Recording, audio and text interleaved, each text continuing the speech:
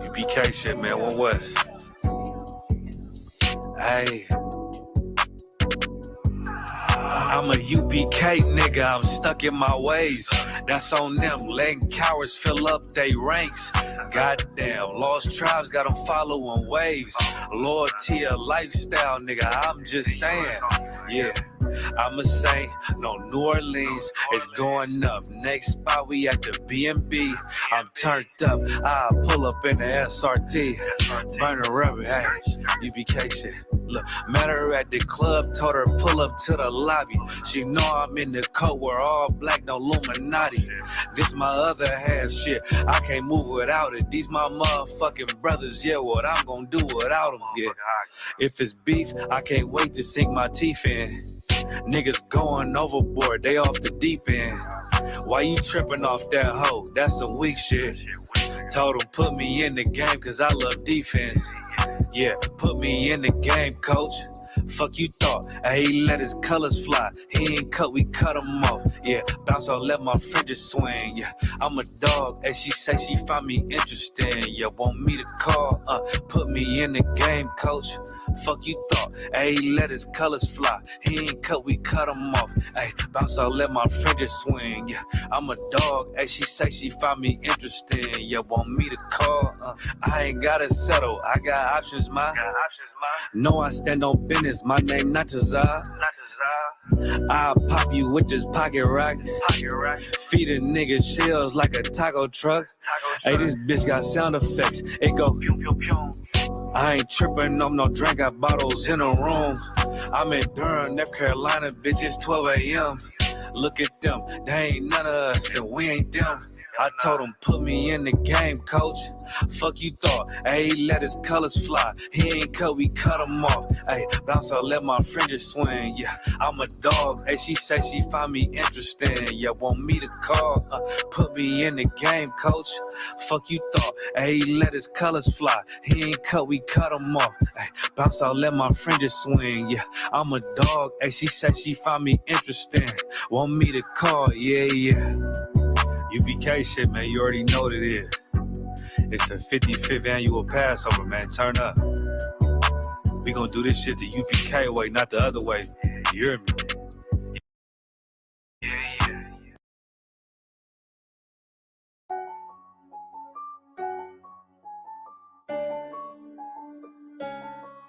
Buddha.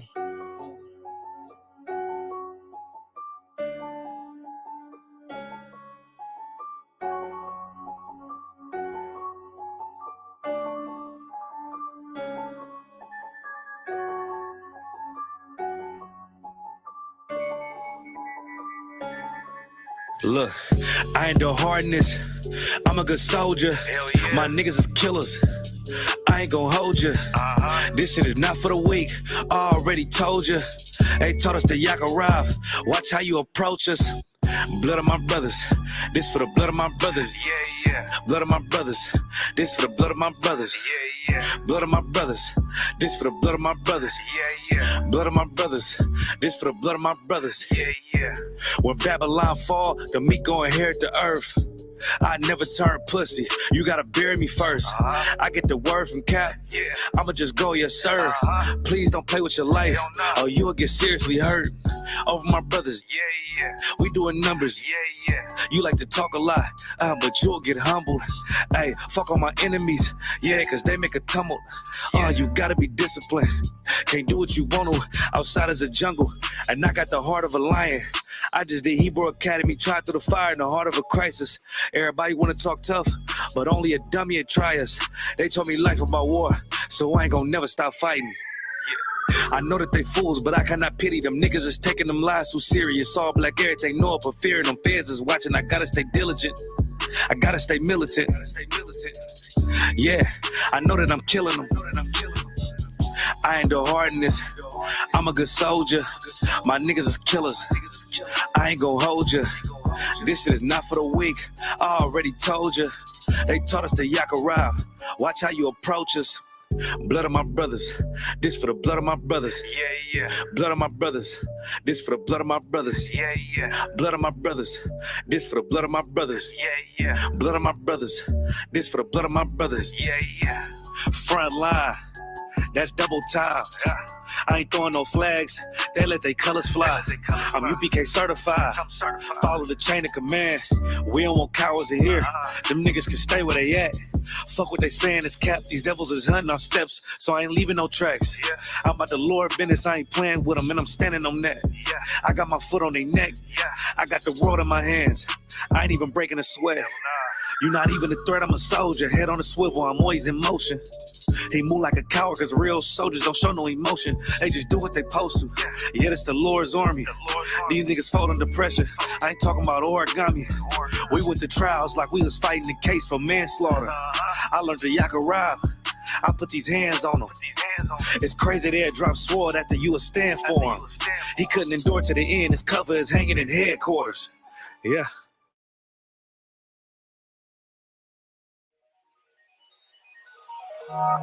Yeah. Mic check 1, 2, you hear me? 144 back again.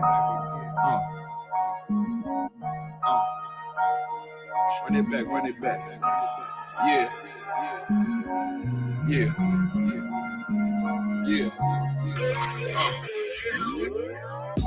It's time to leave the enemy desolate. I'm heaven sent. These niggas just on some extra shit, and I ain't impressed with it. Could you kick that bullshit to the left of it? Hey, look, you can't deny this excellence. I use this mic like weaponry, and I've been seeking more clarity. Right now, I'm ready as I'll ever be, rugged as I ever been. The devil knocking at my door, I'ma let him in. Cause I'm a worthy adversary. Pour them liqueur laced with rosemary. It's time to grind, ain't no time to tarry. Take one of mine, get your soul carried. I got them worried, plus these niggas full of estrogen. They fickle, they false. Got a big ball, so end up in the real issue. Fuck with my brethren, I deal with you. Yeah, look, it's getting real official.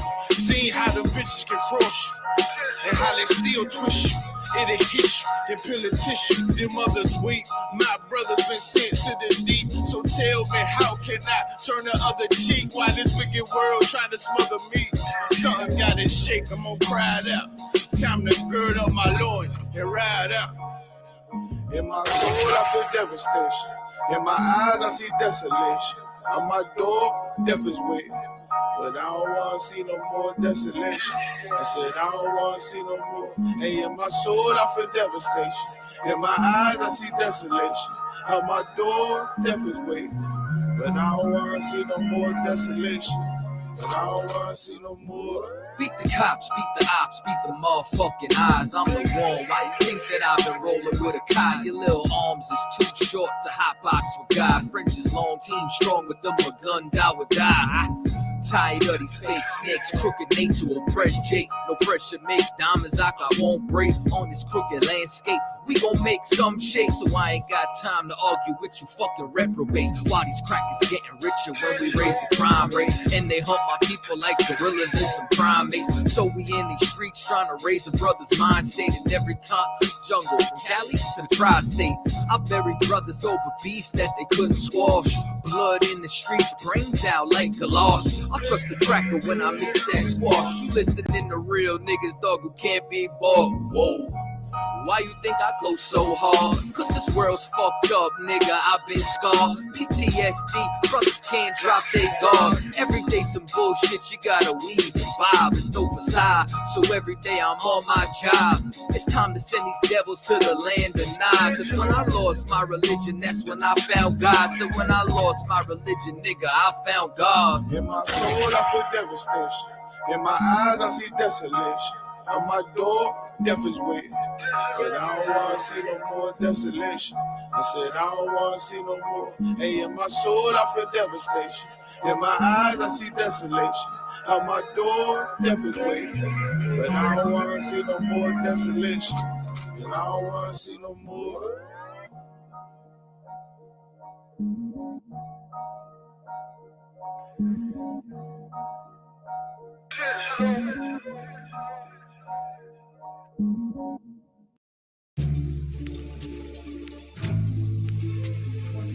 Cops killing niggas, man. Word up, man. Voting ain't gonna help us, man. Marching ain't gonna help us, man. Protesting ain't gonna help us, man. What it's like for a nigga like me. Like me, like me, like me. What it's like for a nigga like me. Like me.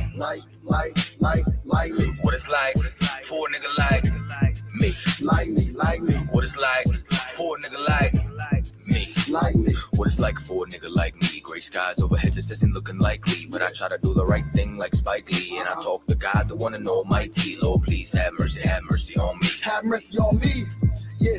Lord, please have mercy on me. Have mercy on me. Have mercy on Man, this me. shit ain't no joke, man. This shit ain't no joke. Like the boy cried wolf, I ain't blowing no smoke. You don't gotta look far to see it ain't no hope in this fucked up world. I'm just trying to stay afloat. I grew up in the ghetto in the middle of the streets, HELL, the belly of the beast. Thanksgiving came around, I wasn't having no feast when the landlord talking about breaking out lease. Goddamn, what's next? My girl broke it with your boy and she did it in the text that if I couldn't have nothing, that I could have love besides love for the money and selling these drugs. Sometimes it seems like it's the only way out, but every day I'm getting older and it's getting played out. Can't end up in the pen trying to find a way out. Lord, forgive me for my sins when my heart gave out. My dad died, biggest loss I ever had to take. He a big part of the reason I'm the man I am today. And moving on was a move I wasn't trying to make, but I got sons now, so I gotta lead them not astray. And even though success is looking unlikely, I stay mighty and pray nightly and remain doing the right thing like Spike Lee, which is hard in this life for a nigga like me. All my life I had to fight like my name's Sophia.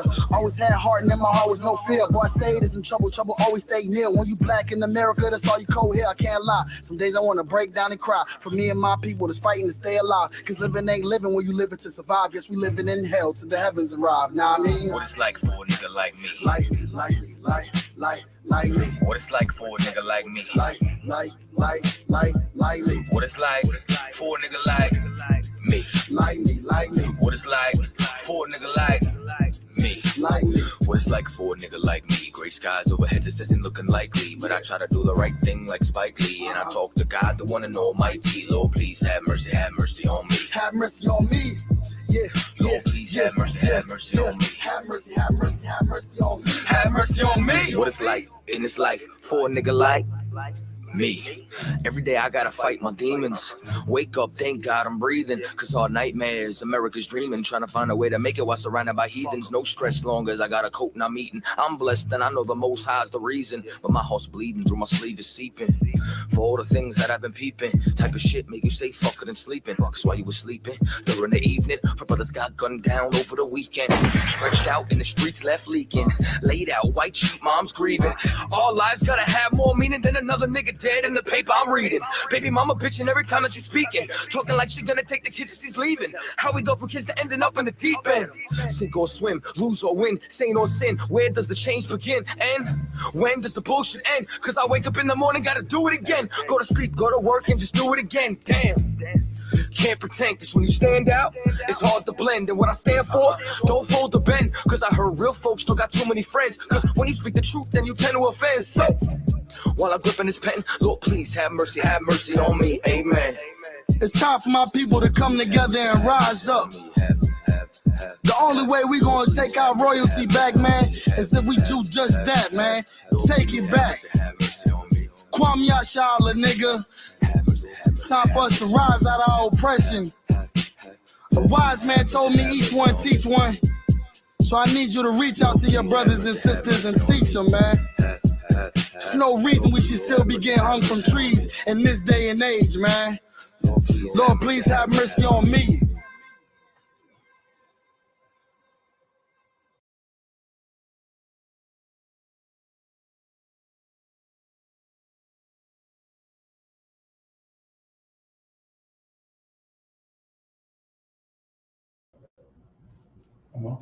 All right, let's clap it up for the class. All right, Shalom, Israel. This is the ISUPK, the Israelite School of Universal and Practical Knowledge, under Commanding General Yohana. And since 1969, we've been putting boots on the ground to teach that the so-called Blacks, Hispanics, and Native Americans here in North, South, and Central America are the Israelites that the Bible speaks of, and God's true chosen people. Last week for our history class, we did part 1, the undisputed truth on Ruth being an Israelite. And we're going to go ahead and do a very, very quick, very condensed recap on what we went through last week. We got it up on the board and we'll give you a visual representation alongside with some of the scriptures that we got going on over here. If you could bring that camera over towards me. Go. All right.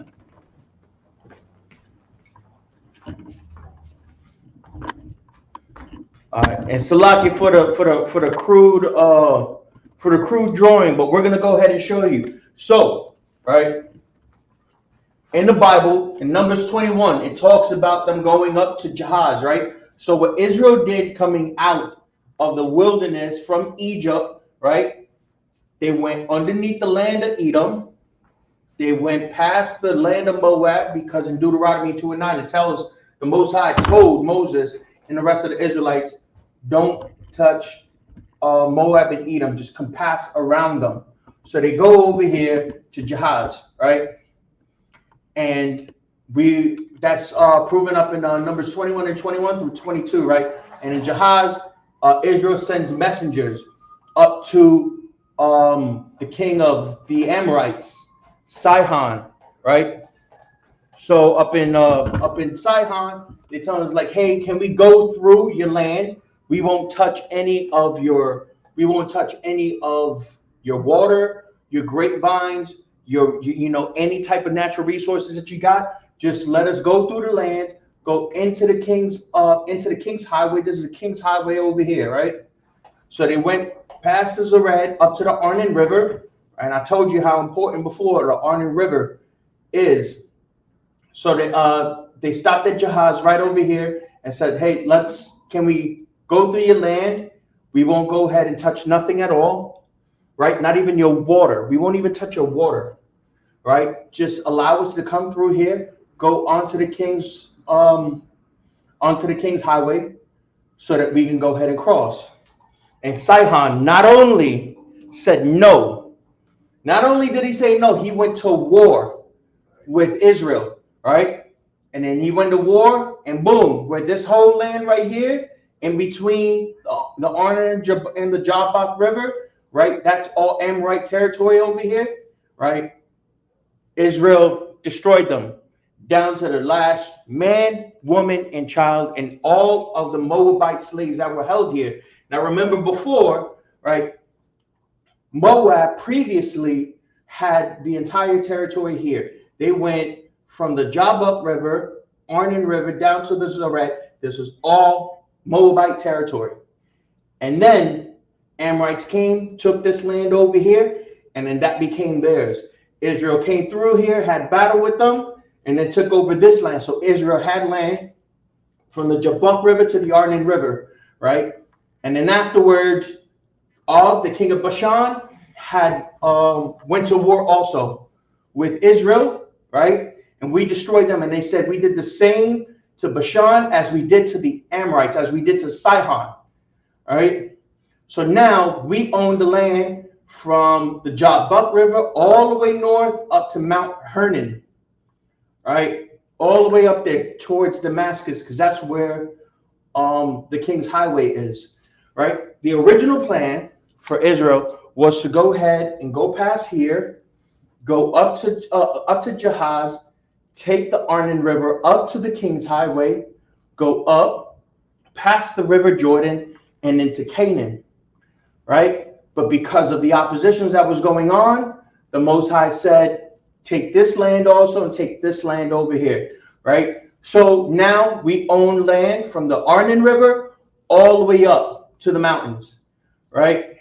And we've taken all of that over, and then Moses gave that land to Gad and Reuben and half of Simeon, if I'm not mistaken, right? Took this whole land over from the Arnon River over here because this land was good for their cattle, right? According to what the Bible tells us, right? It was good for their cattle over here, right?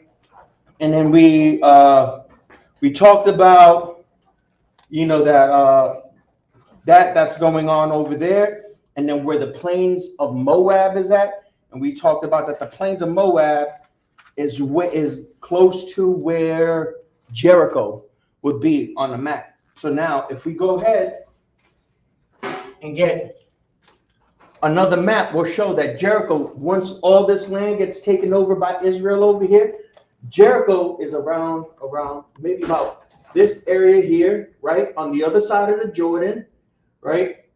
And not touching the Jabba. But they said Jericho was within the plains of Moab. And so was Bashan. And Bashan is over here, right? So around this area over here, they say is the plains of Moab, right? Even before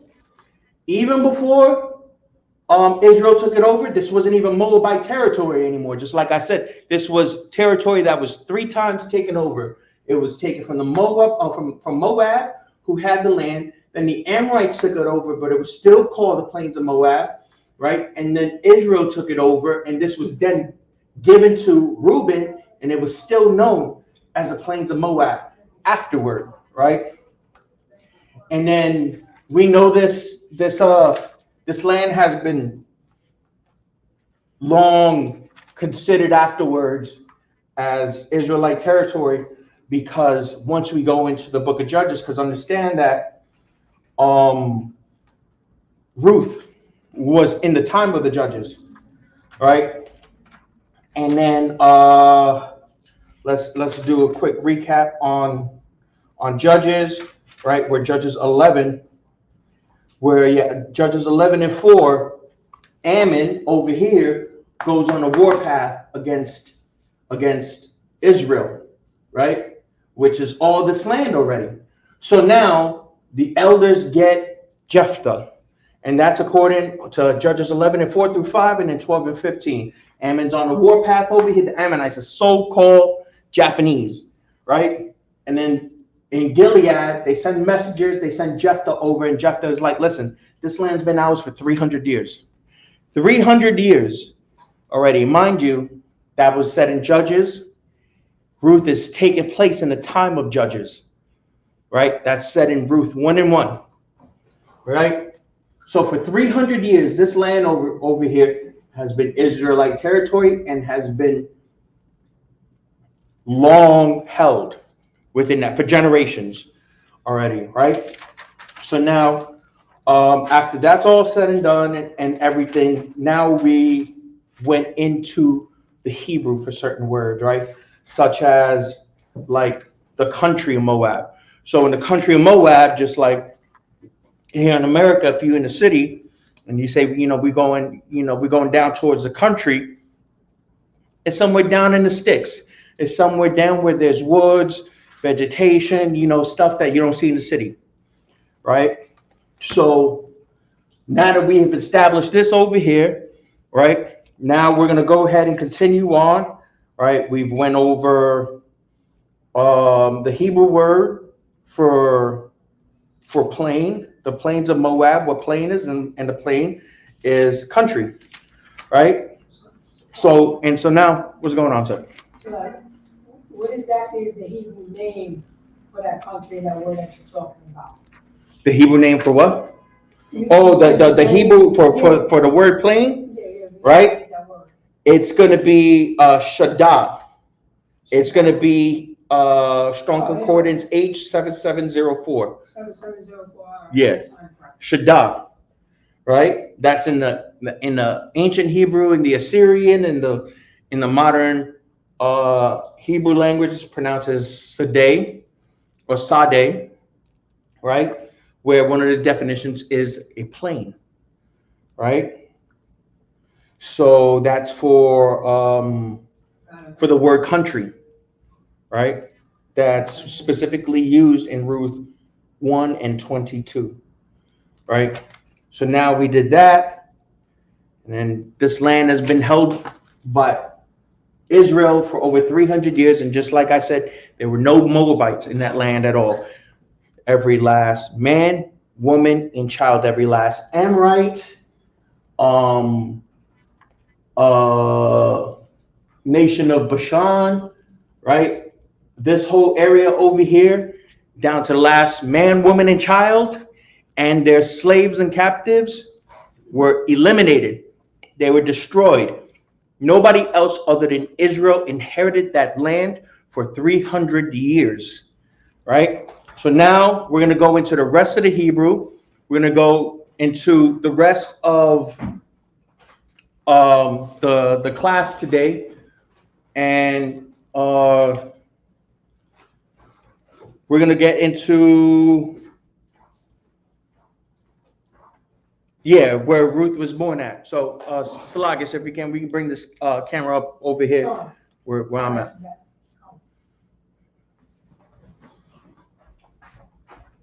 Did you want it back to Yeah, back. Oh, go back. Yeah, that was just my recap. All right. So.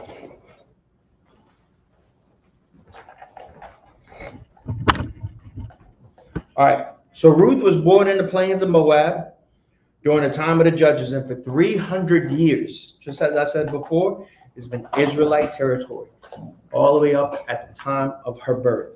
Now, there's going to be a lot of questions. There's going to be a lot of things that people say in doubt when it comes to Ruth being an Israelite, right? The things that the scoffers say.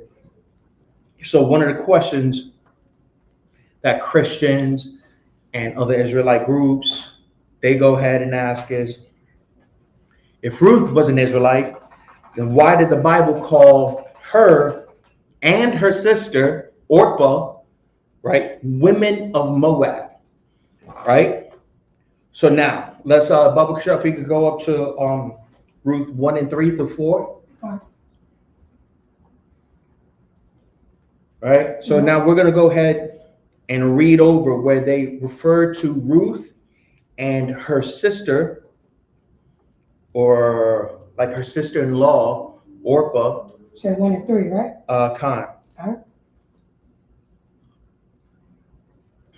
Right? Why they were called women of Moab. Ruth, chapter 1, verse 3. Yeah. And Elimelech, Naomi's husband, died, and she was left, and her 2 sons. So now, as we did in the first class about Ruth, right? Ruth and her husband Elimelech and her 2 sons left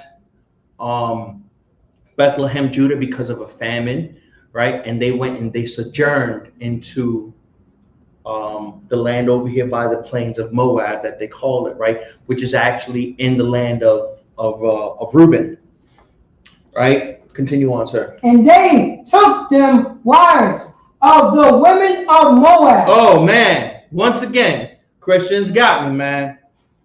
Ruth's a Moabite then, I guess, because they called them women of Moab, right? Now, this phraseology over here, women of Moab, is only used once in the Bible, and that's only here. Any other time, the Moabite women are called daughters of Moab. This is when they're talking about bloodline Moabites. They call them daughters of Moab, right?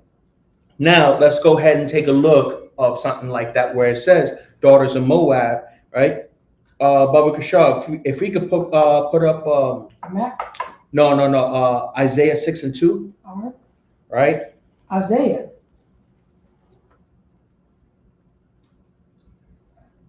chapter 6, verse 2.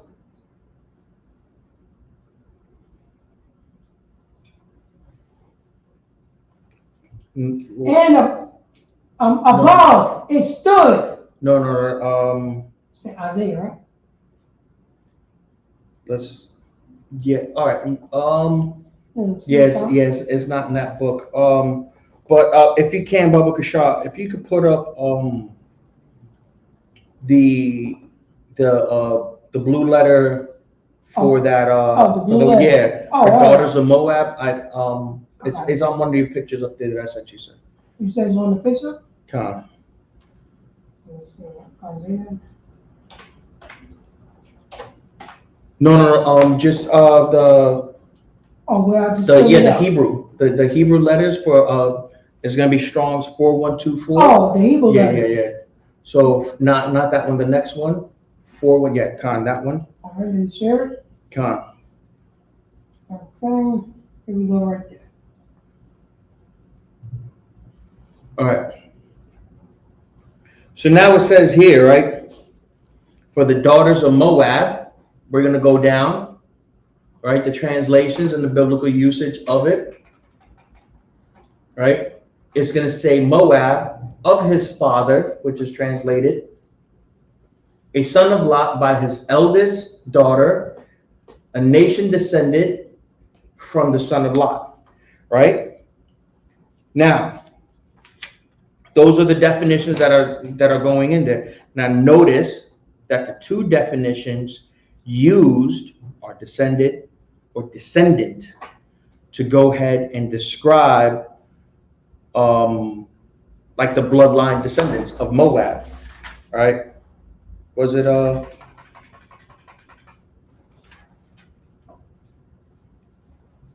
let me get also Isaiah 6:2.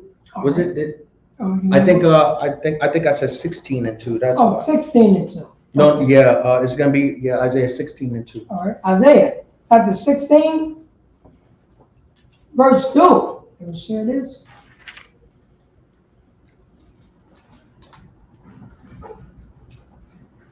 For it shall be that as a wandering bird cast out of the nest, so the daughter of Moab shall be at the ford of Ammon. Of Arnon. Arnon. All right. So now, as you see here, there's a distinct difference, right?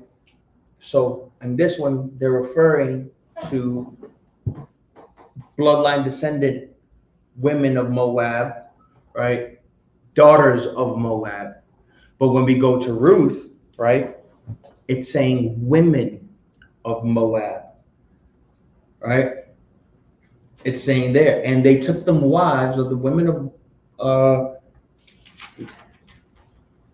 Right. Okay, yeah. Right. And they took them wives of the women of Moab, the women of Moab. But in Isaiah 16:2, it says daughters of Moab, right?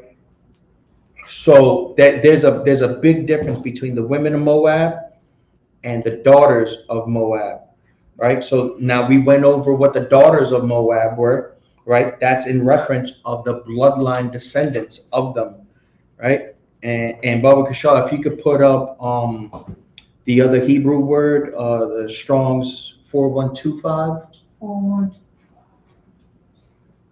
No, that's not it.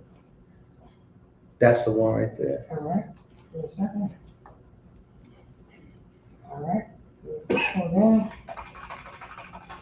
So this is the word right here that's being used in Ruth 4 and 1 and 4. Salakia.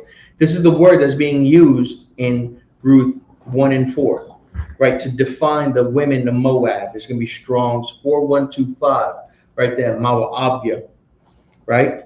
This word is different than Isaiah 16:2, right? Let's go ahead and read out the definition of this, Baba Kashaw. So it says, Moabite, from father, what father? A citizen of Moab. Scroll down. A citizen of Moab, not a Moabite, a person that is dwelling in that land. A citizen of Moab, an inhabitant of the land. There's nothing in there that's saying, of the children of Lot, right, of the children of Moab. Nothing. It's just, this over here is just saying these people are just living in that land. Nothing in this definition expresses a descendant, right? So any woman who lived in that place, right? In that place of Moab, was considered a woman of Moab, whereas a daughter of Moab was said to let you know that it only spoke about bloodline descendants. However, women expressed that they only lived in the land. If Ruth was an actual Moabite, then Ruth 1 and 4 would have said daughters of Moab, right? But it doesn't say daughters of Moab. It said women of Moab. So there's a big difference there, right? I got another picture that shows those two words, No. No, See? you just passed. This one Yeah, right that one. Oh, Let me see that one. Yeah. Oh, no. Oh, man. Give me a second. I just. Con. All right. So, as Officer Parataza goes ahead and pulls that up, so once again, Ruth 1 and 4 would have had something completely different. Yeah.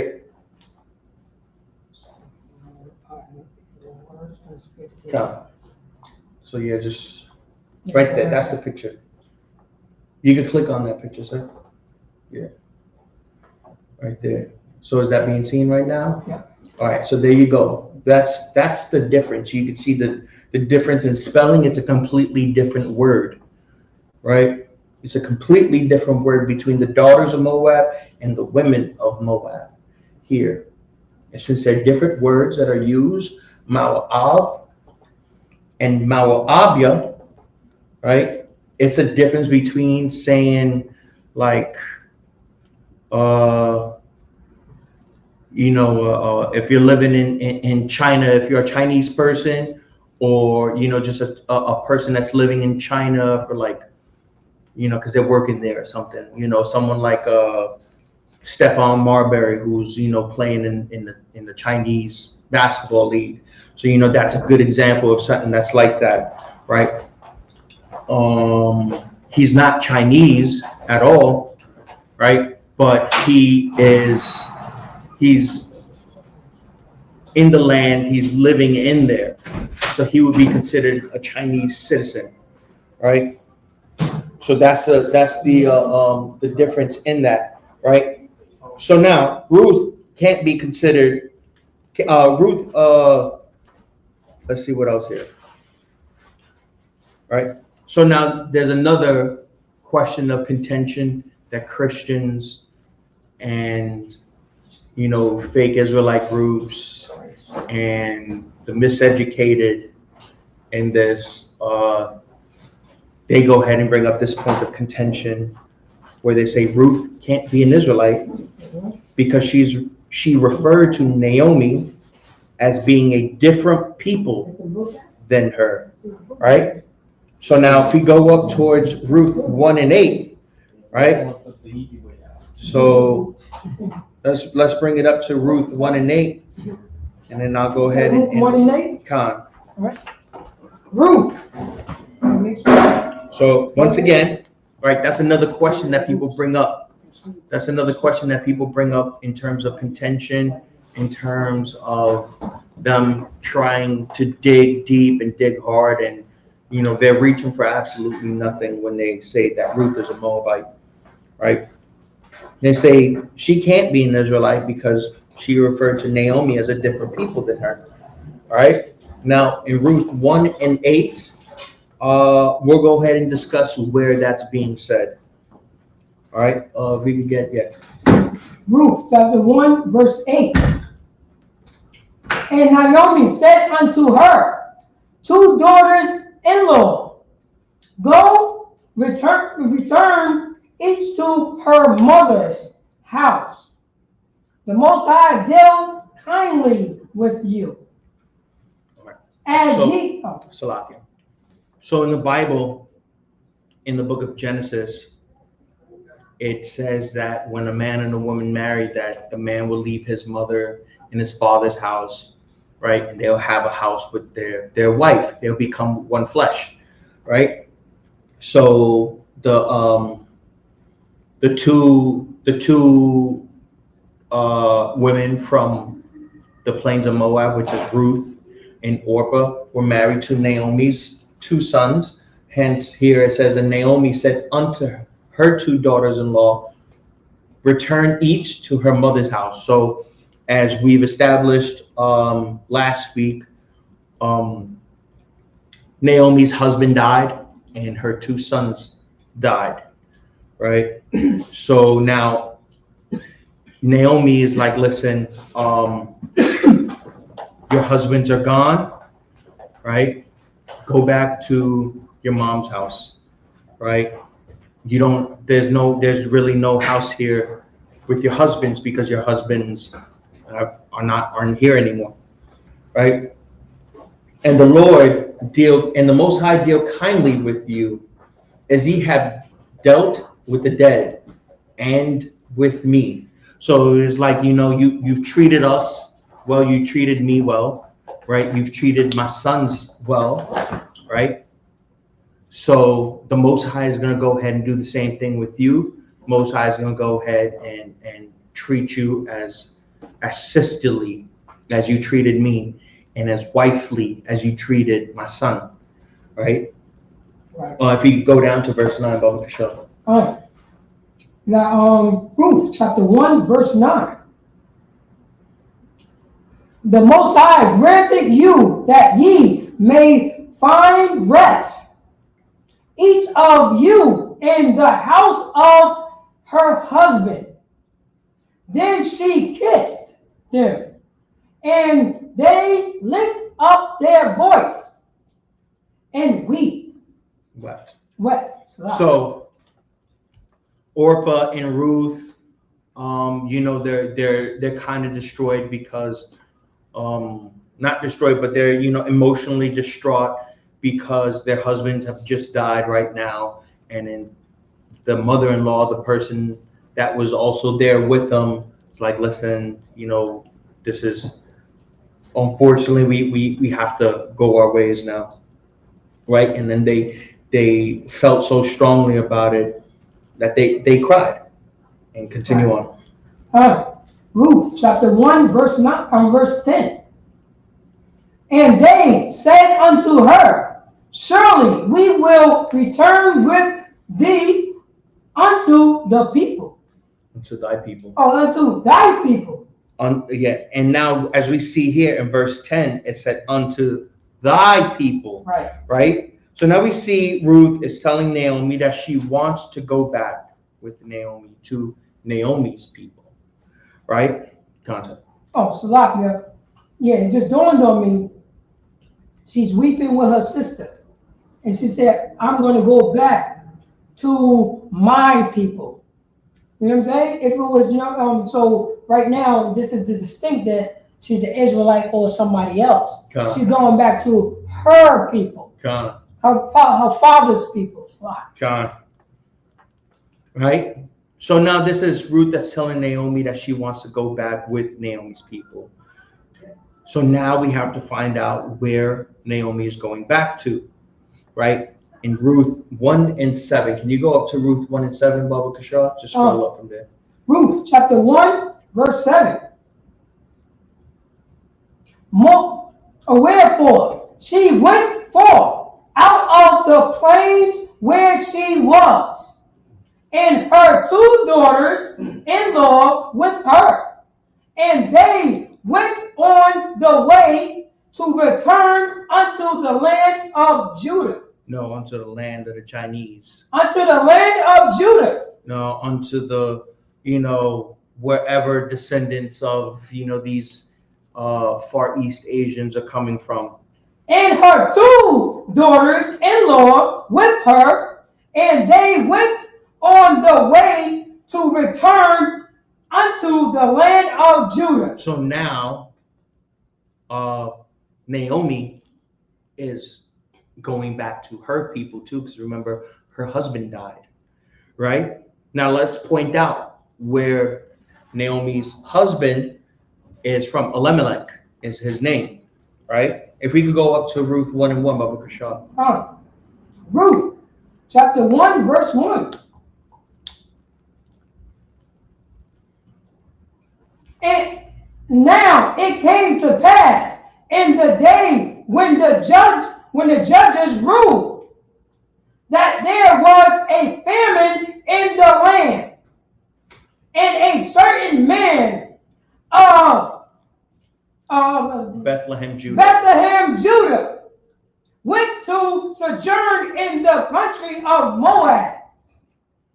He and his wife and his 2 sons. All right, so Elimelech was from Bethlehem, Judah. Naomi was from Judah, right? These 2 Judites, right? Obviously, you know, they're two Judites. So now we've already proven that Ruth is an Israelite. She dwelt in the land. She was born in the land of Israel already, right? And so pretty much what Ruth was saying to Naomi, let me return back with you to your tribe, right? Ruth wanted to extend her sisterhood with her, right? So now that's pretty much what she's saying. You know, let me return back to your people. I'm from this side of the land over here, as we showed up on the map. You know, I'm from this side over here, but I don't want to stay here anymore. I want to go up to Judah with you, right? So now let's go ahead and see what Naomi says in response. And we could go down towards 8 and see Ruth 1 and 8 and see what Naomi says. God, Ruth, chapter 1, verse 8. And Naomi said unto her two daughters-in-law, go return each to her mother's house. Now go and return each to their mother's house. Continue. The Most High deal kindly with you, as ye have dealt with the dead. So the Most High is going to go ahead and treat you right and do right by you. The Most High is going to bless you because of how you were with my son. Continue. And with me. And how you were with me. So now, where is Ruth's mother's house? Well, it was in the land of Reuben, right? Now, I'm not going to go as far as to go ahead and say that Ruth is a Reubenite. It don't make a difference if she was or wasn't. She's an Israelite. Right. You know? So Naomi was instructing Ruth to go back to the land of Reuben, where her tribe was. However, Ruth wanted to go with Naomi to her people and to her tribe, right? That's what it's talking about. It's just going back, you know, to going to the land of Judah over here, right? And another point that a lot of the scoffers, the Christians, the Israelite groups, the other Israelite groups like to go ahead and mention, right? Their other point of contention is that Ruth isn't an Israelite based on the exchange of words Ruth and Naomi had in Ruth 1 and 15. Right, so let's go ahead and bring out Ruth 1 and 15. We can scroll down from here, right? Ruth, chapter 1, verse 15. And this is the biggest thing that a lot of the fake Israelite groups like to go ahead and say, especially like the Old Testaments, you know, the OT onlys. You know, they use this scripture over here, like, and they hold it so hard. They hold on to this thing, and they truly believe what's going to be said here as, you know, as how it's taken. Let's go on. Come. Ruth, chapter 1, verse 15. And she said, behold, thy sister-in-law is gone back unto her people. So now, remember, Ruth and Orpah is the other Israelite woman's name, right? Orpah went back to her people, right? Orpah went back to her tribe, right? Continue on.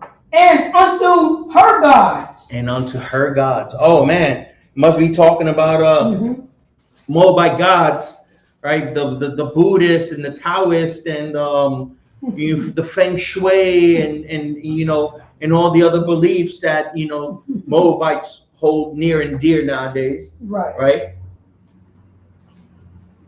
Continue on, sir. Return thou after thy sister-in-law. So now, Naomi is telling Ruth, Orpah left back to her mother's house, right, in their land. Do the same, please. You know, and pretty much what she's saying here when it's coming up to, like, you know, unto her people and unto her gods, Unto her people is Naomi saying unto her tribe, right? We've established that. Go ahead, sir. So like you drop me so heavy because sometimes people get, you know what I'm saying, misunderstood about her gods. You already know you got to go into the Hebrew and understand what the Israelites, when they say God. Absolutely. Let me go to my president. Let me go, you know what I'm saying? Let me go to my boss. Let me go to my judges. Come on. Because that's what gods mean in the Hebrew culture. God only means authority. Come on. Let me go to the people who's over me, back to my land, to show me about the Lord's statute commandments. That's what he's talking about, because pretty much this is what the scripture is talking about. Following the Most High God. Let me go back to my gods. Let me go back to my gods. Exactly. And that's exactly what I'm getting to. And what Officer Paratazar hit was dead on the money over here. Now it's saying over here unto her gods, right? Now, as we've already established in Ruth 1:1 multiple times, it says when the judges rule. When the judges rule. Now, Ruth took place when the judges of Israel were ruling. That's right. Right? So now, according to Ruth 1:15, let's define God. Right? And I have one of them up there where it should say Alahayim. Alahayim? Alahayim. Just give me a second. No.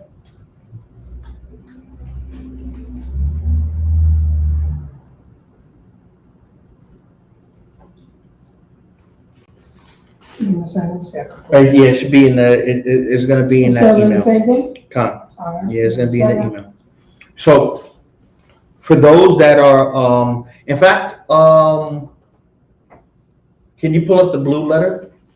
And then we'll look it up in live. Oh. Right? Interlinear? Con. All right, give me a second. In the blue letter Bible. You know, as we do every Friday, we go ahead and we teach the Hebrew, right? And we have amazing priests and officers in this school, like Officer Hazahav, who teaches the Hebrew, right? Up in the UK, Officer Ra'aban, right?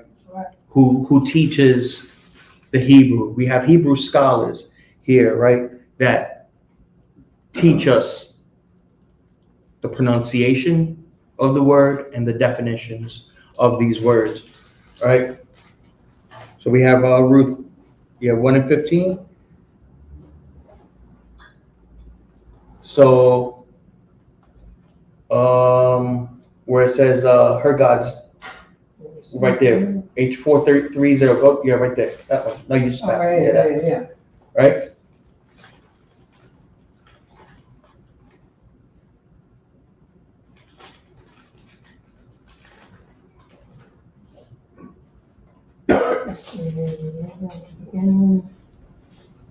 Keep scrolling down, sir.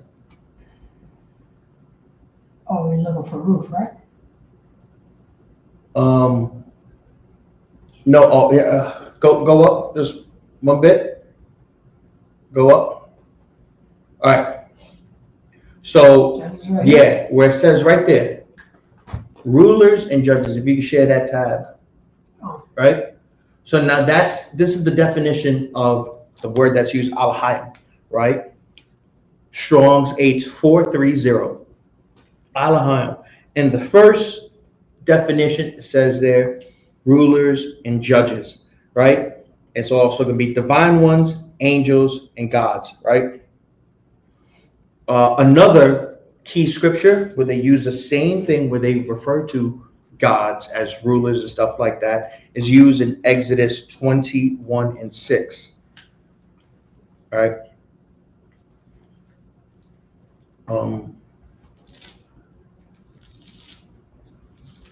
If you could bring up Exodus 21:6. Oh, you want it in a linear? Because it's right here. Yeah, you can pull it up on a regular KJV and in the interlinear, so that we could go ahead and show the difference in that, right?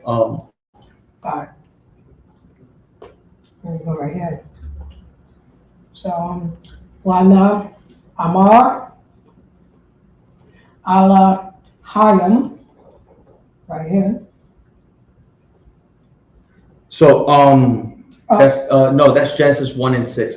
It's Exodus 21 and 6. Exodus, yeah, 21. Exodus 21 and 6. On the top left, where it says Genesis, you just hit that, Exodus. You said 21 and 6? Come. All right. 21.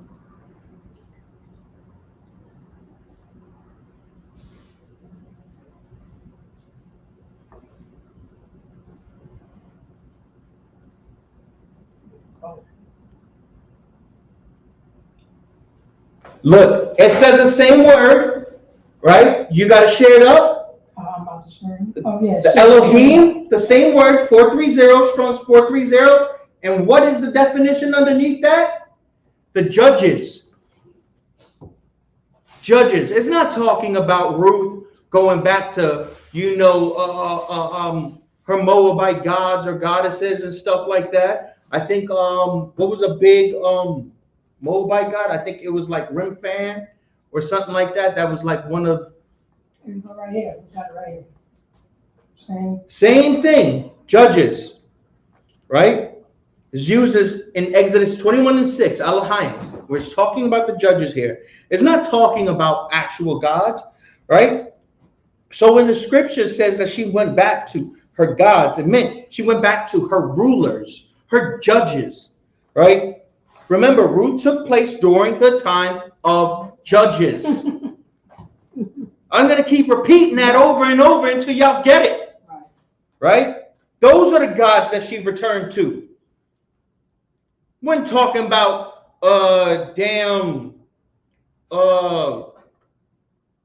whatever, I don't even want to go into the different, Moab. So now during this time there were different judges. There were different judges that were placed within each tribe to govern the people, right? And we can look at proof of that in the Bible. Salaki, sir, if we can get Deuteronomy 16 and 18, Baba Kashal. Deuteronomy chapter 16, verse 18.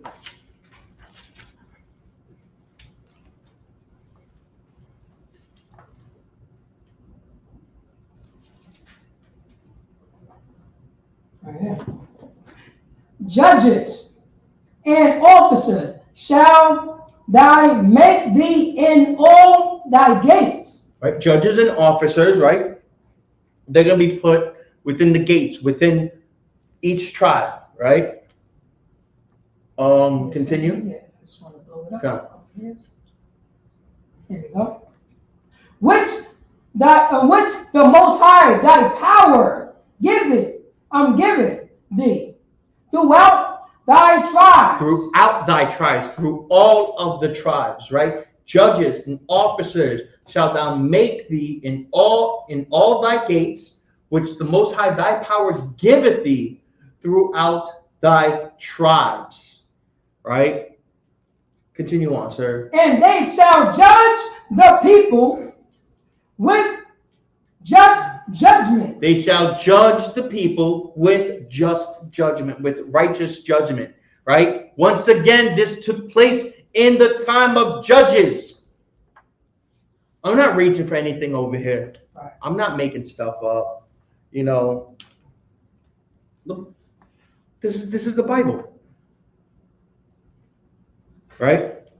So we go ahead and read that. So let's see here what we got. So now the judges in the land of Reuben, right, where Ruth was from, are different than the judges in the land of Judah, right? Because there's different, not customs, but because the land is different, right? Some land might be allocated to certain families a little bit different. So those that have more cattle in the land of Reuben might be given more land versus those that don't have much, right? And they're there to go ahead and make sure order is maintained, right? within everything. So now let's Salaki, sir, if we can, let's go back up to Ruth 1:15. Come on. Ruth, chapter 1, verse 15.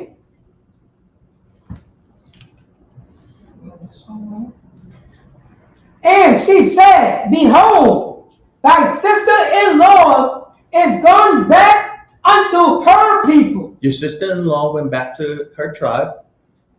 And unto her gods. And unto her judges. Return thy after thy sister-in-law. So go ahead and do the same thing that your sister-in-law is doing, right? And go back to your mother's house, right? So let's go ahead and see what Ruth says in return after Naomi tells her that. 16. Yes, Salaki. We got Ruth, chapter 1, verse 16. And Ruth said, entreat me not to leave thee, or to return from the following after thee. For whether thou goest, I will go, and where thy lodgest, I will lodge. All right. So pretty much what Ruth is telling Naomi here is that I'm going wherever you go. We're family. That's right. Right? And where you live, I'll live with you. Right? That's pretty much where it says. So it's like wherever you go, I'm going with you. And where you lodge is like where you lodge is where you dwell at, where you're staying at. Right? I'm going to stay there with you. Right? Continue on, sir.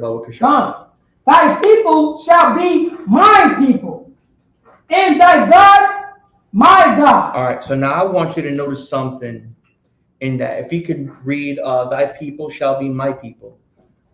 Read that again. Come on. Thy people shall be my people. All right, now I want you to notice something really, really minuscule in here, right? I don't know if anyone sees anything that's going on within those handful of letters over there, a handful of words. With thy people shall be my people, right? Probably not, right? But it's something that's so small, it goes unnoticed, right? The words shall be are italicized, right? Oh.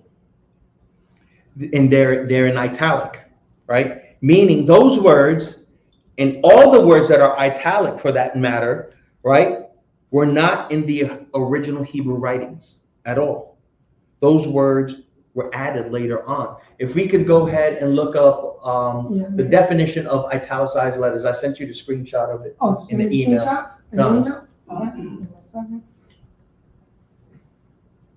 It should be up on one of those things for the emails. Oh, you didn't send it now? No. Yeah, with the pictures of the rest of the stuff from last week. All right, no sweat.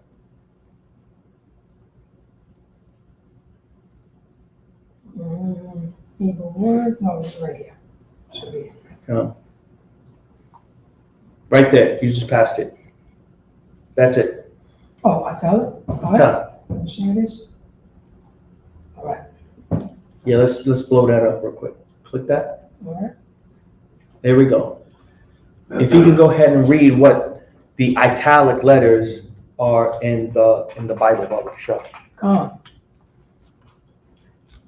Italic in the Bible indicate that the words were not included in the original text.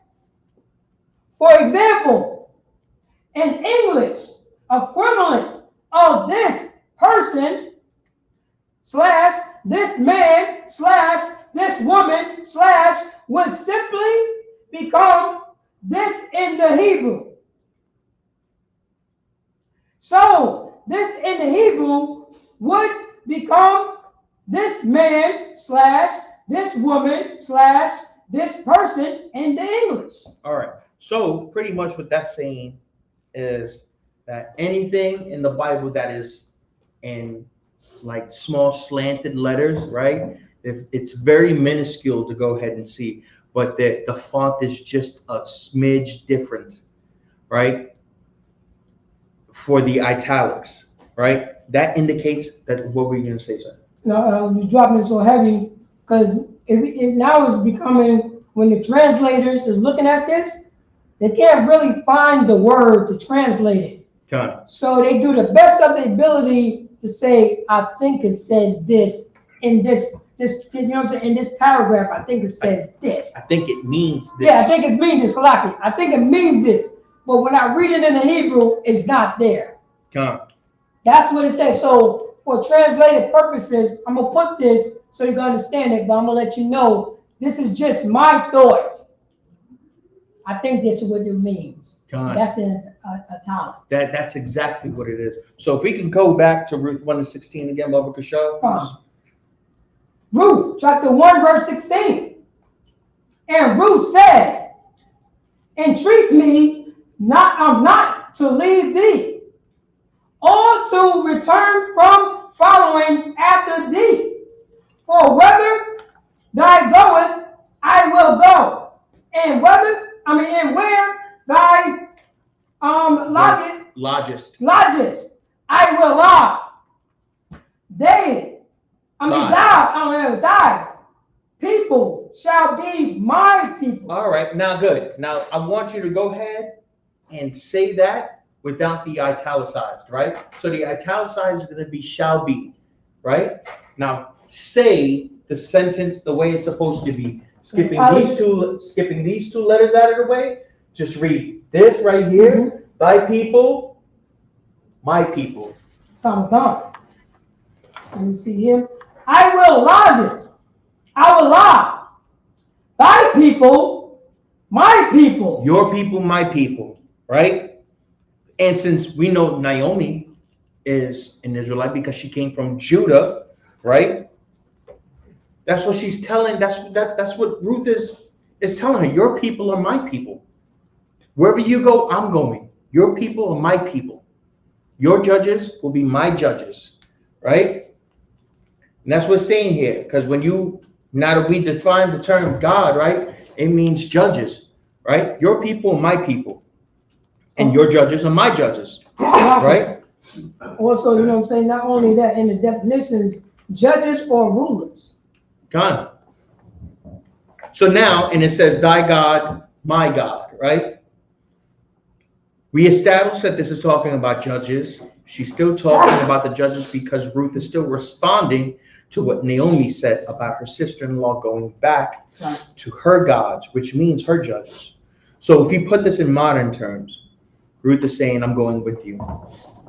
Your judges are my judges, right? Your people are my people. Remember, the judges in Reuben are different than the judges in Judah. We've established that in Deuteronomy 16 and 18. This was the office or the duty, like just how the school has certain offices and duties and things that you have to do here, right? It's the same thing with those judges. Same thing like how we have here in the school.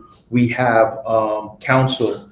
We have those that are in charge of Sabbath service, those that are in charge of Shamar, so on and so forth, right? The judges maintain the order, right? And those were the elders, the officers, and other men charged with the care of every situation possible, right? Here in America and all throughout, wherever a UPK flag stands, right? Commandant General Yohanan is our judge, all right? He's the one that supersedes everything. He overwatches everything that goes on here. And nothing happens without his approval or without his knowledge, right? And he appointed his generals also to help him out in that task, right? Men with authority and power in the nation. That's what judges are. Go ahead, sir. So if I may, see, this goes along with our oppressor. Our oppressor is so deceitful because he want to write himself in the Bible. He doing disgusting, perverted stuff. He's unaliving people. He's violating people. He's taking people's land and trying to becoming the people. Meanwhile, he read the Bible. He's like, I want to believe in the Bible. I want to believe in the Bible. But this is the reason why I can't, you know what I'm saying? I cannot believe in this Bible, because this Bible is going up against the things that I'm doing and who I am. Absolutely. So he taught you. Now, you know what I'm saying? He confuses you. Now, Naomi, you know what I'm saying? All the books in the Bible, Naomi's the only non-Israelite. Ruth is the only. Ruth Yeah, is the non-Israelite. This is what our oppressors did. Oh, you know what I'm saying? God loved everybody.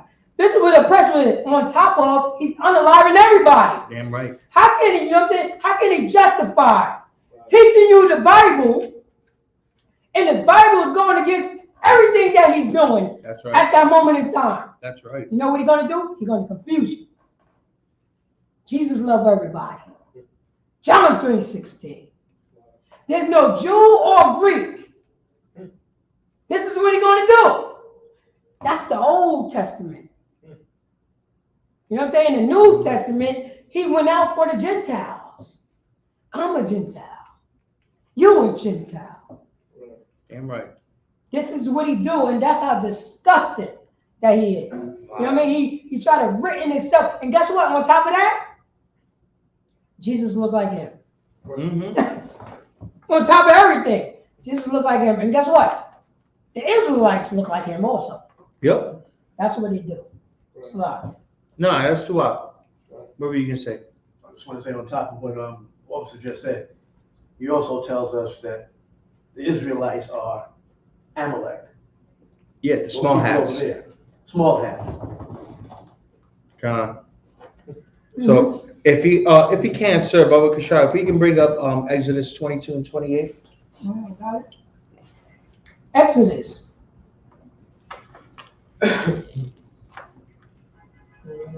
Exodus chapter 20. You said 22 and 28? 22 and 28. Come. Exodus chapter 22, verse 28.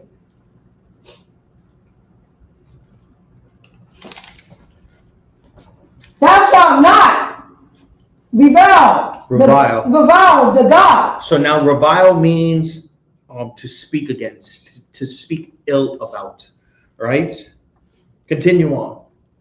Nor curse the ruler of thy people. All right. So now it says, thou shalt not revile the gods, nor curse the ruler of thy people.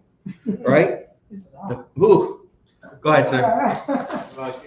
You know that reminds me of Elijah. Elijah was the 2 Kings 19 and something. When they were going to war, was the northern of Israel, something like that. I know if you recall Bill Rogers as well, that he was saying, prophesying. So they didn't want to hear him. They would say, nah, don't not him. You just saw Isaiah chapter 30, verse Right. 9. When he preach to us smooth things. Right. You know what I'm saying? Prophesy deceitful things. Right. That's what he's talking about. What? Yeah, that was the one. All right. This is 22 and 28. Right. So now it means don't speak. Like revile means not to speak ill about or to speak against. Right. The gods. And we've established once again that means the judges. That's right. That's right. Nor curse the ruler of thy nation. And it puts emphasis, because what are judges? They are rulers also. Right? Like we're not making this up. So now we know that this is saying don't speak against.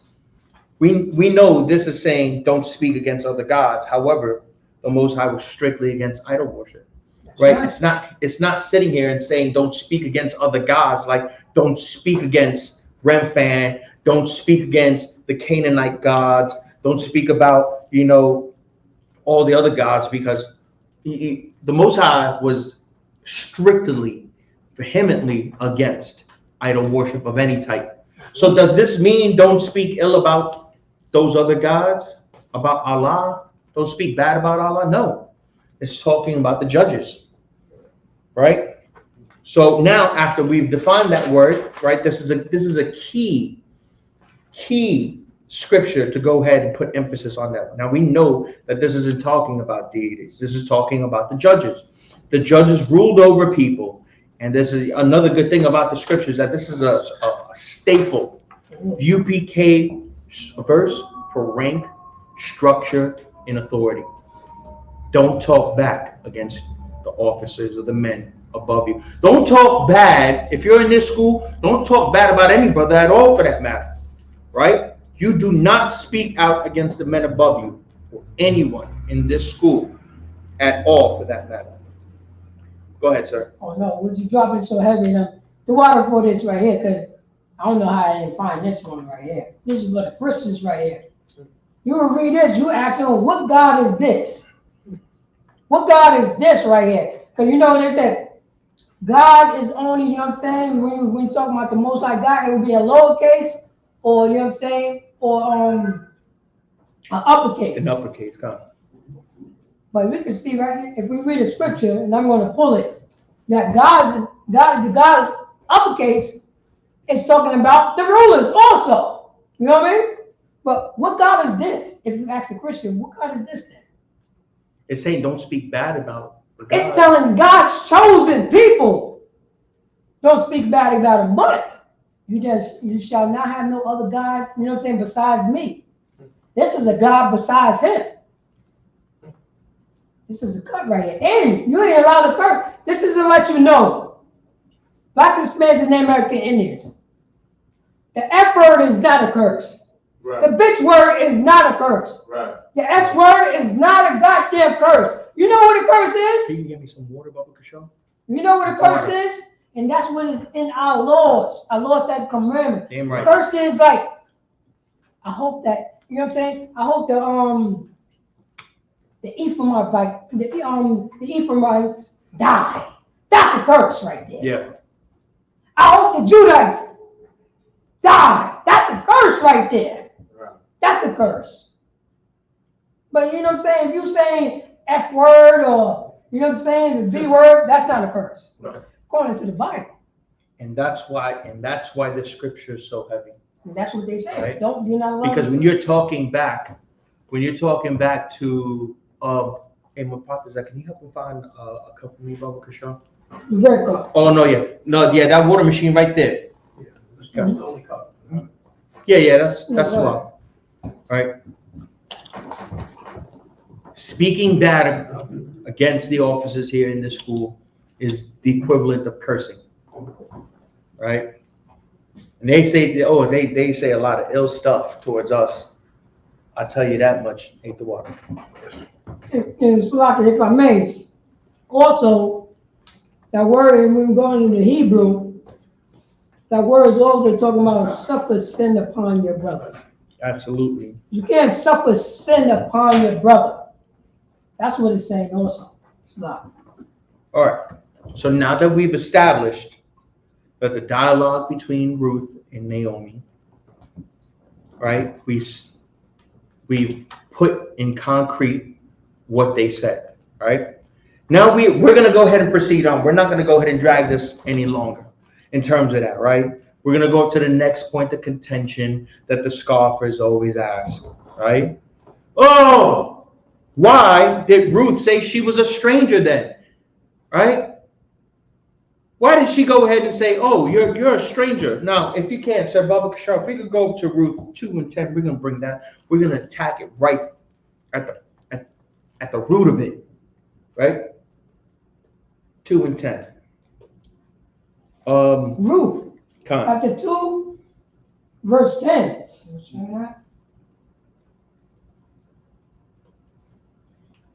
Then shall fall. Then she fell on her face and bowed herself to the ground and said unto him, why have I found grace in thy eyes, that thou shouldest take knowledge of me, seeing I am a stranger. Ooh, that's it. They got us. Ruth's a stranger, she says. Then she fell on her face and bowed herself to the ground and said unto him, right? And the him is Boaz, right? Why have I found grace in thine eyes, that thou shalt take knowledge of me, seeing I am a stranger, right? Why are you treating me so good? You know, why are you doing this for me? But let's get some context into that. If we could go up to 8, you know, and big ups to General Mahiman. General Mahiman, coming up as a young man in here, he's always taught me, if you want to get context on any verse, you go 2 to 3 verses above it so that you can get some context on that, right? Ruth, chapter 2, verse 8. Then said Boaz unto Ruth, hearest thou not, my daughter? Go not to Glean. in another field, neither go from hence, but abide here fast by my maiden. All right, so pretty much what Boaz is saying here, right? Don't go to any other fields, right? Go and stay, work here, and pick the fields that are over here, right? Go not glean in another field, neither go from hence, don't leave from here, right? So when Boaz saw Ruth gathering corn, right, we know what she was doing gleaning, right, in that field was that she was gathering corn, right? In Ruth 2 and 2, if you want to, so yeah, let's go up to Ruth 2 and 2. So we can go ahead and prove that, right? Ruth, what she was doing. Chapter 2, verse 2. And Ruth, the Moabitess, said unto Naomi, let me now go to the field and glean ears of corn after him in whom sight I shall find grace. And she said unto her, go, my daughter. All right. So now we know what she was doing. She was picking the corn in that field, right? And in Ruth 2 and 8, when Boaz saw Ruth picking the corn in the field, Boaz told Ruth not to leave and to stay with Boaz and the other women there. We can go down towards verse 9, Baba Kishal. Ruth chapter 2, verse 9. Let thy eyes be on the field that they do reap, and go thy after them. Have I not charged the young man that they shall not touch thee? All right, so this, on that particular part, that's Boaz telling Ruth that he instructed the men that also work over there not to touch Ruth. Don't touch that woman at all. That is in order. Continue on, sir. Come. And when thy art, what is that? After this? A thirst. A thirst? It's like it. And when thy art thirst, go unto the vessels and drink of that which the young men have drawn. So Boaz is saying here, when you're thirsty, take a break, right? And in that break, drink some water. Boaz is being extra nice to Ruth here, right? Now, if we take the context and go to verse 10, this is Ruth asking, why are you being so nice to me? You don't even know me. That's what he's talking about, saying, you know, seeing as I'm a stranger, right? You don't even know who I am. And Boaz is being a good brother to her, right?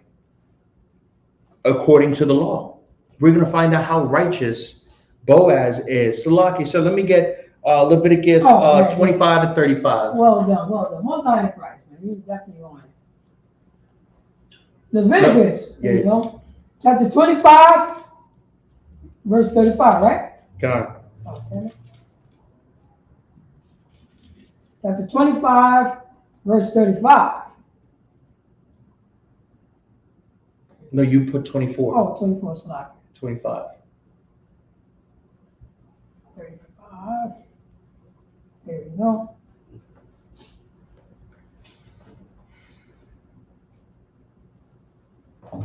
And if thy brother, And you know what's another word that supplements brother?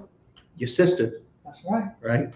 And if your sister, go ahead. be waxed poor and fallen into decay with thee, then thou shalt relieve him. Or her.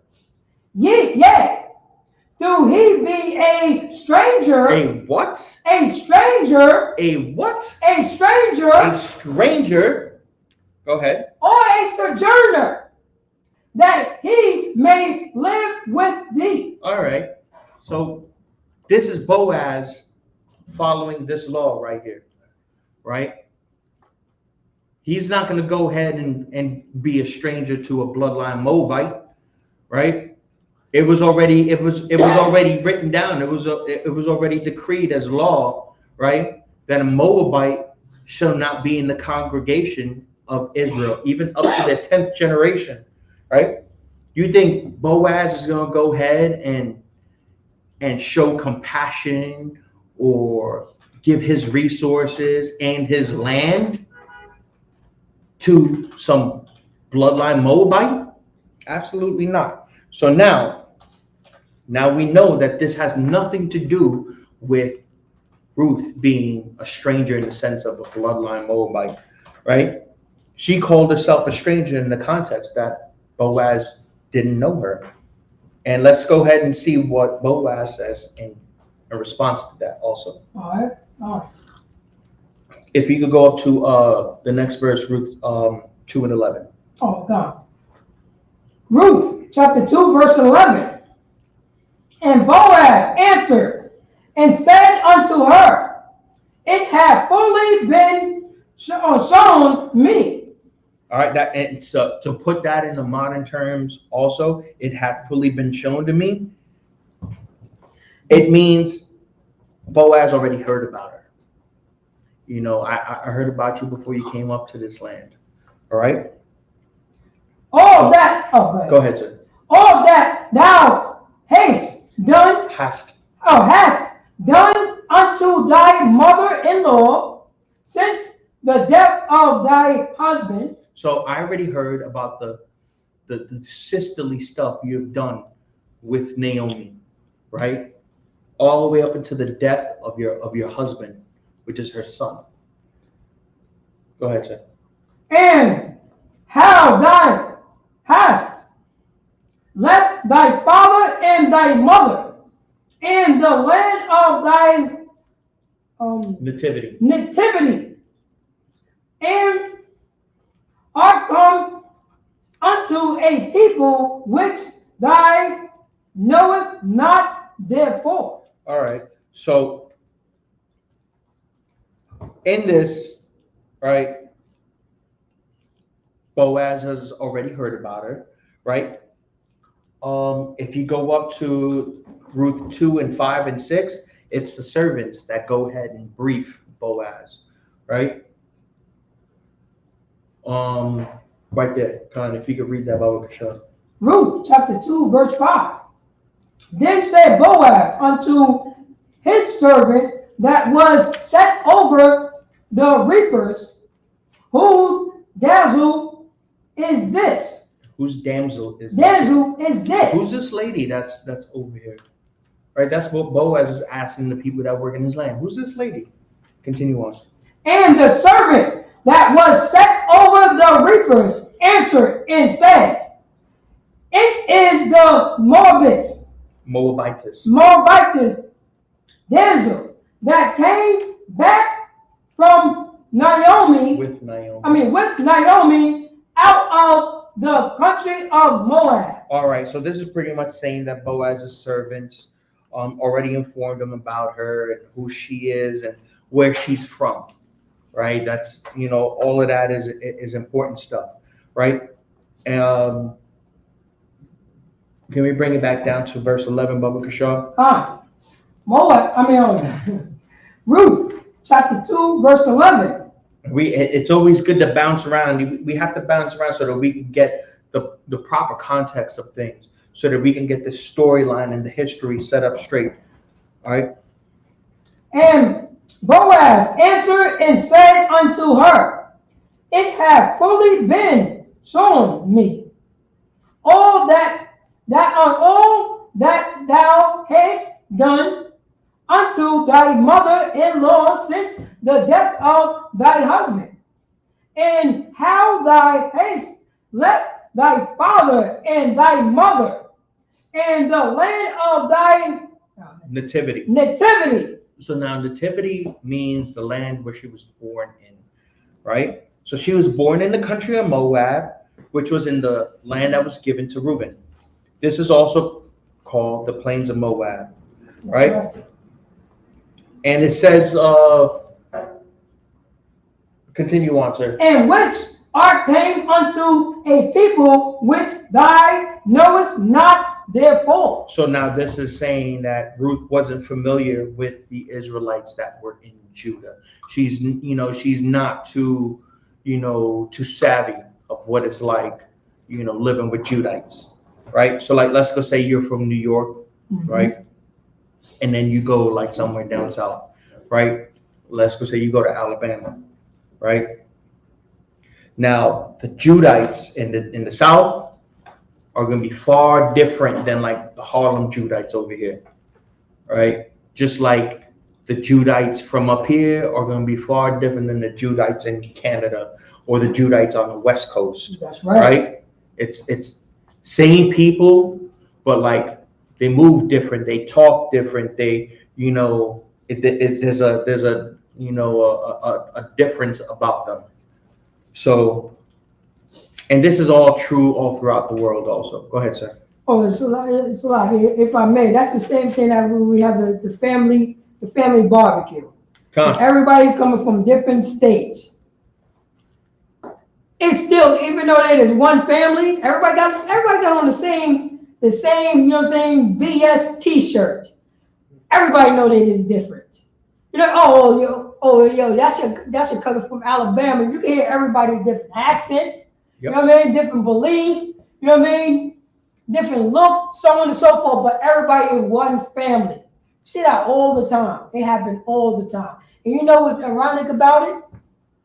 Judites is known, even though even though they're not from that family, they will blend in to that family. Damn right. You know what I mean? Because they know, even in Tupac say, yo, we black, we all together. You know what I mean? And that's how you blending into the barbecue. You know what I mean? Whitney Yonkers is known for that. We blend into the Puerto Ricans, the Dominican parties all the time. All the time. And that's essentially what Ruth is doing. Like now she has to adjust herself into living in Judah with Naomi, right? She has to get accustomed to that. That's right. And now we go up into the most crucial part about this, right?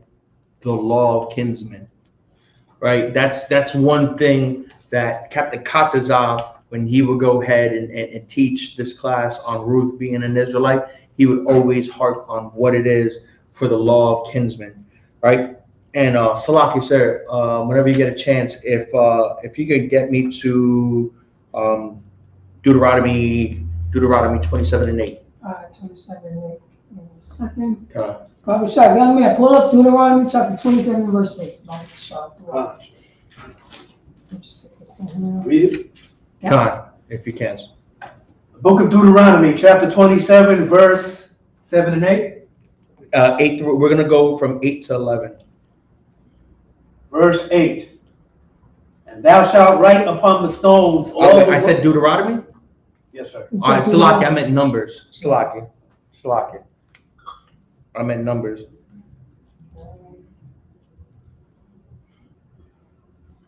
27. Okay. Your numbers 27 and 8.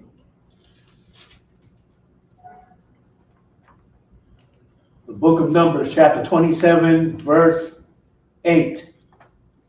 And thou shalt speak unto the children of Israel, saying, if a man die and have no son, then ye shall cause his inheritance to pass under his daughter. So now, if a man and a woman is married, right, and if the husband has passed, right, all of his land, all of his inheritance goes to his son. But if he has no sons, then it gets passed down to his daughter, right?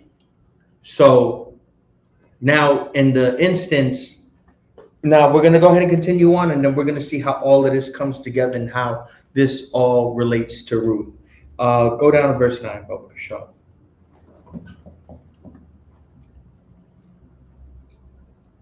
Book of Numbers, chapter 27, verse 9. And if he have no daughter, then ye shall give his inheritance unto his brethren. All right, so now, if that man has no sons or daughters, it goes to his brother, right? Continue on. Verse 10. Say, sir, verse 10. And if he have no brethren, then ye shall give his inheritance unto his father's brethren. So now, if he's an only child and he dies, right, and his father has passed also, right, and that's going to go to his father's brother, his uncle, right? Continue on to verse 11. And if his father have no brethren, then ye shall give his inheritance unto his kinsman that is next to him of his family. So it's going to be the next of kin. If it's not his son, if it's not his daughter, if it's not his brother, if it's not his father, then it's going to be the next of kin. Continue on. And he shall possess it. And it shall be unto the children of Israel a statute of judgment. A what? A statute of judgment. A statute of judgment, a law. Continue on. As the Lord commanded Moses. As the Most High commanded Moses, right? So this is Moses is talking, and he is explaining what the law of kinsmen is and where an inheritance gets passed down to in the event of a death, right? So now in verse 11 it says, and then he shall give his inheritance unto his kinsman that is next to him in his family. So now Ruth found out that Boaz was a near kinsman, right? She wanted Boaz to marry him, right? And here is what Boaz has to go ahead and say about that, right? So now Ruth is like, okay, you know, I think you'll be the next one, because mind you, the inheritance of her father-in-law, because her sons died, went on to her, but now she needs to have a husband to go ahead and claim that inheritance that she has, right? So if you can, so let me get Ruth 3 and 12, Bubba Kashaw. Ruth chapter 3 verse 12.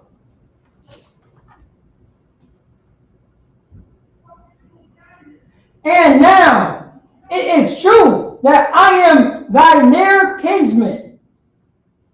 How be it? How be it means, however, there is a kinsman nearer than I. All right. So now the question at hand in this, why did Boaz hesitate to marry Ruth? Right? He hesitated because he knew he was not the nearest kinsman. The law says it had to be the closest relative or the nearest kinsman. Boaz knew that he was not a relative. Boaz knew that there was a relative closer than him. So this proves that Boaz would not compromise the law here.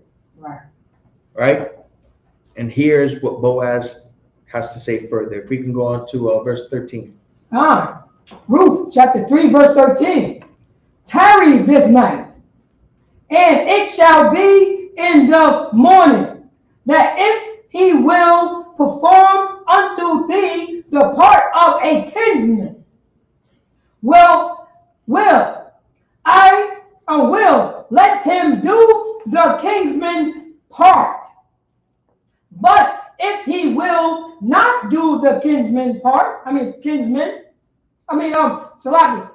But if he will not do the part of a kinsman to thee,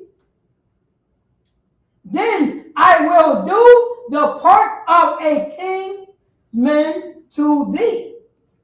As the Most High liveth, lie down unto the morning. All right, so now understand how righteous Boaz is and how meticulous and how careful he is in keeping the law, right? Keeping this law of a kinsman. Right. Tarry this night, and it shall be in the morning that if he will perform unto thee the part of a kinsman, well, let him do the kinsman part. Mm-hmm.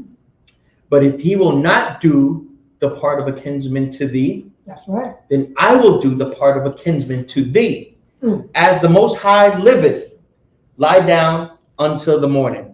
Right? So now Boaz was careful about keeping this law properly when it came to Ruth. Right? Now, why would he be careless in marrying her if she was a bloodline Moabite? Why is he keeping the law of kinsmen, right, to a Moabite? Oh. Like that's a heavy cut, right? So now,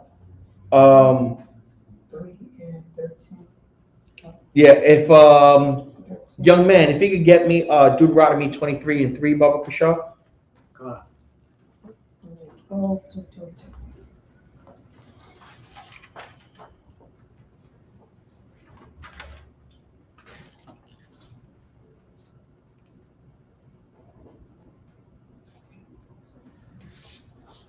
The book of Deuteronomy, chapter 23, verse 3. An Ammonite or Moabite shall not enter into the congregation. Can you give me those two nations again, nice and loud, Baba Kashaw? An Ammonite. An Ammonite.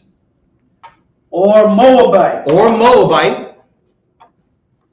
Shall not enter into the congregation. Shall not enter into the congregation, right? Shall not enter into the community, right? Shall not enter into the gates. Shall not enter into the land.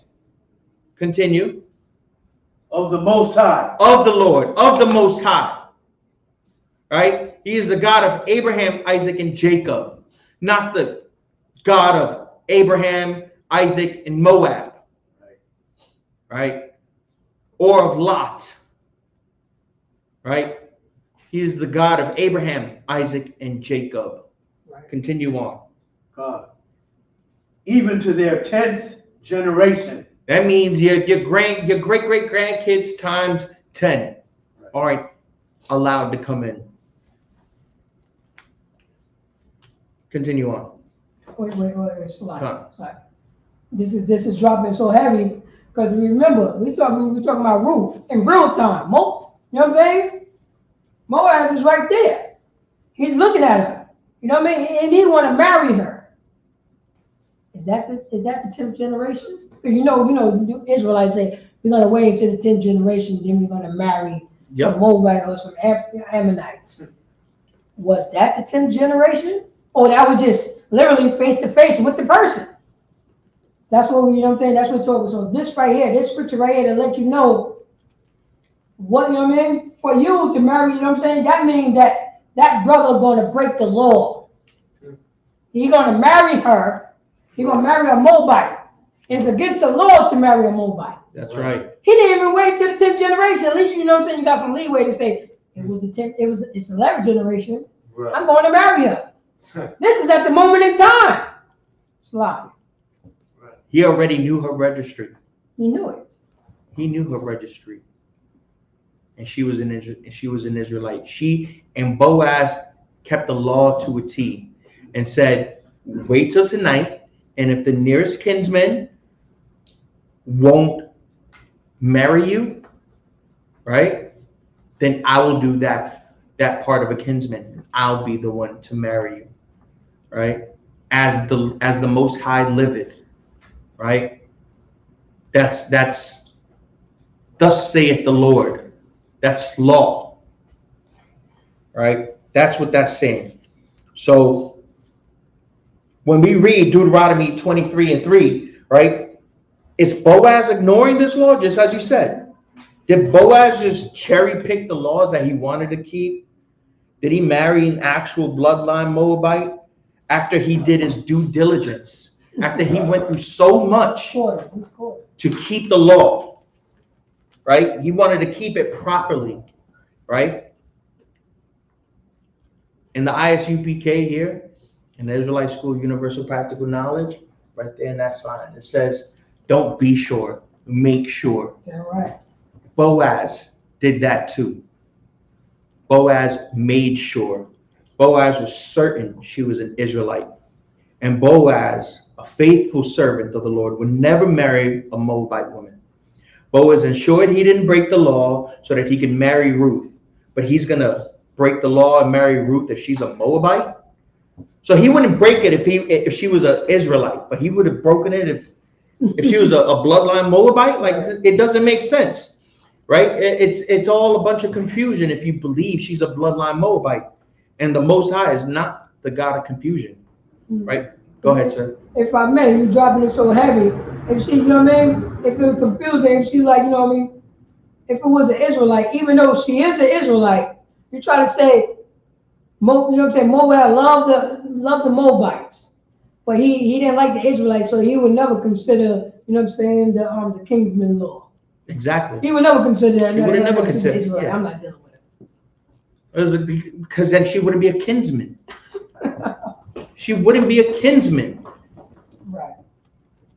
Right? Boaz did everything right so that he can marry Ruth. Ruth, the Israelite woman from the country of Moab. And we just finished up in time. Right? And with that, I pass this class on to Officer Paratazar. All right, clap it up for the class. ISUPK security announcements.